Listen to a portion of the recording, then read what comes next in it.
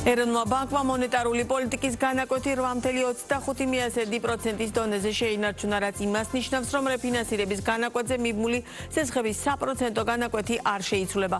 რა ფაქტორების გათვალისწინებით მიიღო მარეგულირებელმა გადაწყვეტილება, რა მოლოდინებია საფინანსო სექტორში, დეტალებით ქრისტინე გამთენაძე გვერდება ბიზნეს პარტნიორის პირდაპირ ეთერში.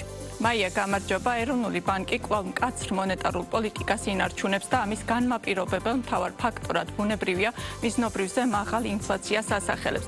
Როგორც მარეგულირებლის მიერ გავრცელებულ განცხადებაშია საუბარი, 2026 წლის ივნისში საქართველოში წლიურმა ინფლაციამ 5.8% შეადგინა. მიზნობრივზე მაღალი ინფლაცია კვლავ ძირითადად ენერგორესურსების ფასების ზრდას უკავშირდება.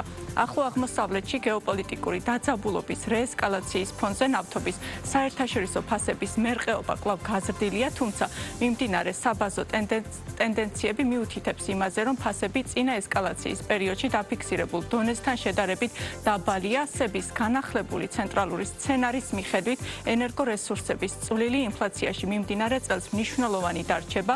აღნიშნულის გათვალისწინებით კი 2026 წელს საშუალო ინფლაცია 5.2% იქნება. 2026 წლის მეორე ნახევრიდან კი ინფლაცია შემცირებას დაიწყებს და საშუალოვადიან პერიოდში მიზნობრივ 3%-იან მაჩვენებას ეტაპობრივად დაუახლოვდება.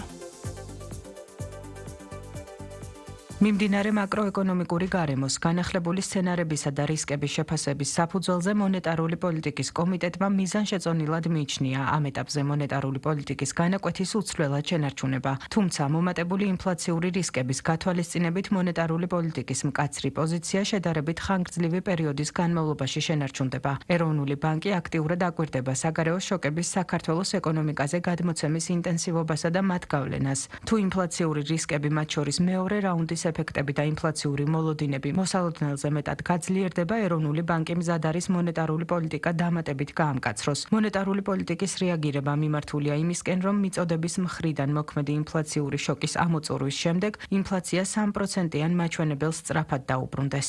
თუ ფედერალური სარეზერვო სისტემა და ასე ვთქვათ ევროპის ცენტრალური ბანკი შეარბილებენ ეტაპობრივად თავიანთ, ასე ვთქვათ, მონეტარულ პოლიტიკას, შესაძლოა შემოდგომისთვის დაიწყოს ფრთხილი დისკუსია განაკვეთის საქართველოში ასევე შემცირებასთან დაკავშირებით. თუმცა პირადად ჩემი მოსაზრება არის, რომ შეიძლება შემოდგომის ბოლოს კვლავ 8.25%-ის ფარგლებში ვიყოთ, თუ ჩვენ კოლეგა საინვესტიციო ბანკების წარმომადგენლებს დავესესხებით, წელს მაღალი ინფლაციისა და მაღალი რეფინანსირების განაკვეთში მოგვიწევს ეს წელი გამლოს. ეროვნული ბანკის მიერ მონეტარული პოლიტიკის ხდომაზე მიღებული დღევანდელი გადაწყვეტილების შედეგად ლარში არსებულ რეფინანსირებაზე მიბმულ სესხებზე საპროცენტო განაკვეთები არ შეიცვლება. რაც შეეხება უცხოურ ვალუტაში არსებულ სესხებს, საფინანსო სექტორი ამჯერად ამერიკის ფედერალური რეზერვის გადაწყვეტილების მოლოდინშია. სპეციალისტები პროგნოზირებენ, რომ რეფინანსირების განაკვეთს ფედიც უცვლელად შეინარჩუნებს. შესაბამისად, უახლოესი რამდენიმე თვის განმავლობაში საბანკო სექტორში უცხოურ ვალუტაში არსებული სესხების გაძვირებასაც არ ელიან. ივნისის მაჩვენებლით დეპოზიტების მოზღვავებას ვაკორდებით ჩვენ სისტემაში. პრაქტიკულად უკვე ახლოს არის სადეპოზიტო პორტფელი და საკრედიტო პორტფელის ჯამობრივი მაჩვენებელი.